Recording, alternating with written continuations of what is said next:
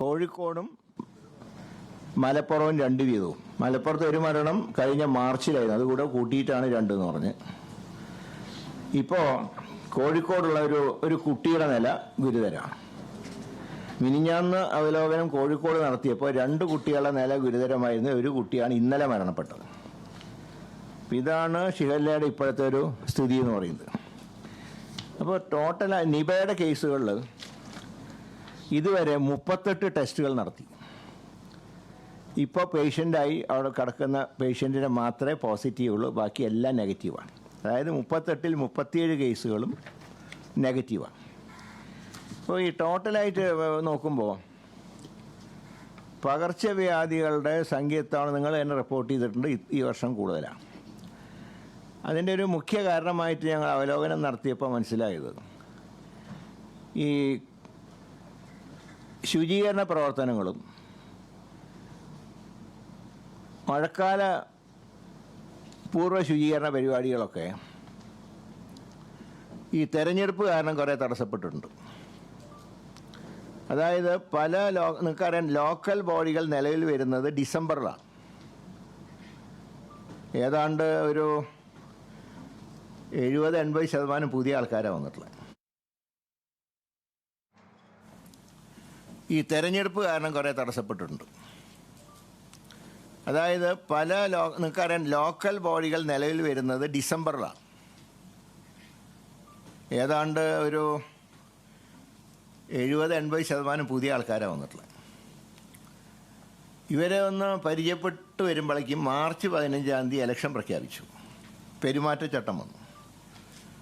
പിന്നെ എല്ലാവരും ഇലക്ഷൻ മൂഡിലായി.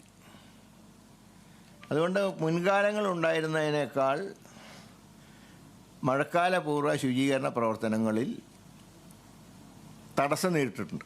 അതാരുടെയും കുറ്റമല്ല. ഭരണസമിതികൾ പുതിയ ആൾക്കാർ വന്നു.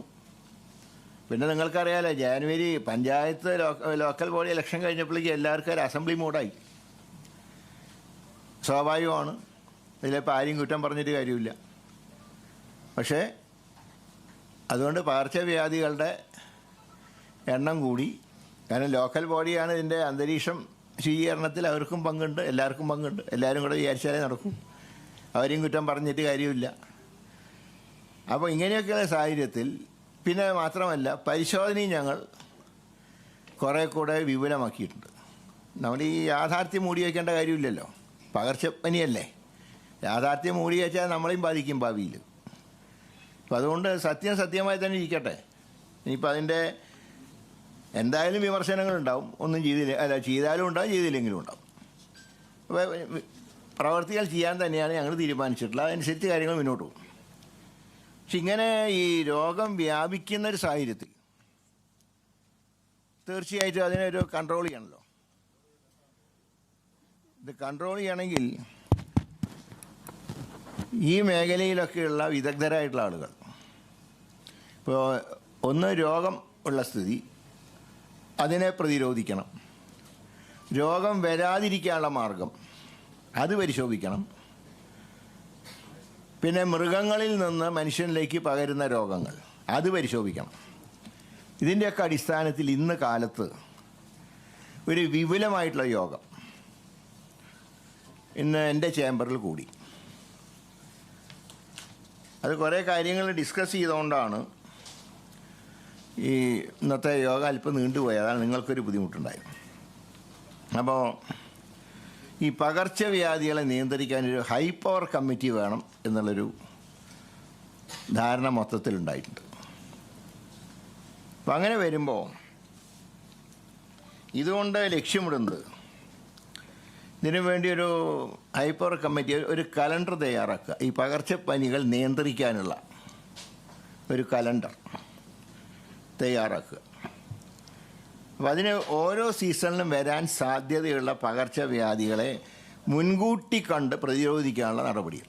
ഇപ്പോൾ ഉദാഹരണം പറഞ്ഞാൽ, ഇപ്പോൾ നിപയുടെ ഞാൻ പറഞ്ഞല്ലോ, ഒരു പ്രത്യേക കാലഘട്ടം, അതായത് മെയ് മാസം മുതൽ സെപ്റ്റംബർ വരെ. അപ്പോൾ ഇനിയിപ്പോൾ അടുത്ത വർഷമാകുമ്പോൾ നമുക്കതിൻ്റെ പ്രിക്കോഷൻ എടുക്കാം നേരത്തെ തന്നെ. അപ്പോൾ അതിൻ്റെ ഒരു റീസൺ കണ്ടുപിടിച്ചിട്ടുള്ള ഇത്രത്തോളമാണ് കണ്ടുപിടിച്ചിട്ടുള്ളത്. അപ്പോൾ കണ്ടുപിടിച്ചത് ഈ മാസങ്ങളിലാണ് ഇത് രോഗം പടരാനുള്ള സാധ്യത. അപ്പോൾ അത് മുൻകൂട്ടി കണ്ടുപിടിച്ച് കഴിഞ്ഞാൽ നമുക്ക് ഇപ്പോൾ ഇതുപോലെയുള്ള ഇപ്പോൾ റിപ്പോർട്ട് ചെയ്ത ഒരു കേസും പോസിറ്റീവ് പോലും നമുക്ക് ഒഴിവാക്കാനാണ് ഇനി ശ്രമിക്കേണ്ടത്. അപ്പോൾ ഇതിനൊക്കെ കണക്കാക്കിക്കൊണ്ട് അതിൻ്റെ വിശദമായിട്ടുള്ള വിവരങ്ങൾ നിങ്ങൾക്ക് നോട്ടായിട്ട് പിന്നീട് എത്തിച്ചു തരാം. ഒരു ജാഗ്രത സംവിധാനം ശക്തിപ്പെടുത്തണം. അപ്പോൾ അതിന് മെഡിക്കൽ ഫീൽഡ് മാത്രമല്ല, LSD വേണ്ടി വരും, അനിമൽ ഹസ്ബൻഡറി വേണ്ടി വരും. കാരണം മൃഗങ്ങളിൽ നിന്ന് പകരുന്ന രോഗങ്ങളുണ്ട്. ഇപ്പോൾ എലിപ്പനി അങ്ങനെയുള്ള അപ്പോൾ എലിപ്പനി വരാതെ നോക്കണമെങ്കിൽ വെള്ളക്കെട്ട് ഒഴിവാക്കണം. അതിൽ ലോക്കൽ ബോഡിയുടെ സഹകരണം വേണം. അപ്പം ഇങ്ങനെയുള്ള അതുപോലെ തന്നെ മരുന്നിൻ്റെ ലഭ്യതയും സംഭരണവും. അതിപ്പോൾ എല്ലാം നിങ്ങൾക്കറിയാം KMSCL വഴിയാണ് ഈ മരുന്നുകൾ സംഭരിക്കുന്നത്. ഇപ്പോൾ ഒരു കാര്യമുള്ളത്, ഈ ആവശ്യത്തിനുള്ള മരുന്നുകൾ ഇപ്പോൾ മരുന്ന് സ്റ്റോക്കുണ്ട്, കുഴപ്പമില്ല. അപ്പോൾ ഇങ്ങനെയുള്ള എല്ലാ കാര്യങ്ങളെക്കുറിച്ചും വിശദമായി ചർച്ച ചെയ്ത് സർക്കാരിനൊരു റിപ്പോർട്ട് നൽകാൻ ഞാൻ പറഞ്ഞ ഹൈ പവർ കമ്മിറ്റി, അതിൻ്റെ ചെയർമാനായിട്ട് വേൾഡ് ഹെൽത്ത് ഓർഗനൈസേഷൻ്റെ കൺസൾട്ടൻ്റാണ് ഡോക്ടർ SS ലാൽ. അദ്ദേഹം ചെയർമാനും principal secretary doctor Sharmila Mary Joseph, അവരാണ് പുതിയ പ്രിൻസിപ്പൽ സെക്രട്ടറി. അവർ കോഓർഡിനേറ്ററായി. Doctor Sreejith N. കുമാർ കൺവീനറായി. അംഗങ്ങളെന്ന് പറയുന്നത് സർക്കാർ സ്വകാര്യ മേഖലകളിലെ വിദഗ്ധരായിട്ടുള്ള ഡോക്ടർമാർ. ഗവൺമെൻറ് കാണാൻ ആരോഗ്യം നിയന്ത്രിക്കണമെങ്കിൽ എല്ലാ മേഖലയും വേണം. അത് സ്വകാര്യവൽക്കരണമായിട്ട് ആരും കാണണ്ട. ഇവർക്ക് റിപ്പോർട്ട് നൽകുന്ന ചുമതല മാത്രമേ ഉള്ളൂ.